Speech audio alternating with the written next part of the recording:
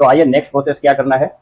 तो हम लोग अटैच करेंगे मल्टीमीटर को। मल्टीमीटर हम कंटिन्यूटी मोड पे रखेंगे। तो एक प्रोब हमको रखना है प्लस में और एक प्रोब को हमें लगाना है माइनस में। जैसे कि आप देख रहे हो सिलेंडर टॉप पे है बट पॉइंट ओपन है, मतलब ये बाइक एडवांस में चल रही है। तो जैसे ही पॉइंट क्लोज होगा तो यहाँ से एक बीप की साउंड आएगी। ये 0 0 हो गया, मतलब पॉइंट अभी क्लोज हो चुका है। तो फिर से हम सिलेंडर को टॉप पोजीशन में ले रहे हैं। तो ये मल्टीमीटर अभी शो करना बंद हो चुका है, मतलब पॉइंट ओपन हो चुका है। अभी भी सिलेंडर टॉप पोजीशन पर नहीं आया है। तो ये कंप्लीट सिलेंडर टॉप पोजीशन में आ चुका है बट पॉइंट ओपन है। तो हमको ये रोटर प्लेट को क्लॉकवाइज घुमाना पड़ेगा। क्लॉकवाइज घुमाने के लिए ये हल्का सा टैप करेंगे। अभी ये पॉइंट क्लोज हो चुका है तो हल्का सा एंटी क्लॉकवाइज घुमाएंगे। ओके, तो ये जो सेटिंग है ये परफेक्ट सेटिंग हो चुकी है।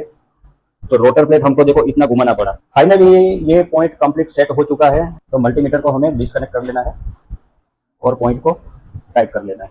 तो कैसा लगा वीडियो कमेंट में जरूर बताइए। मिलते हैं ऐसे इन्फॉर्मेटिव और टेक्निकल वीडियो के साथ। जय हिंद।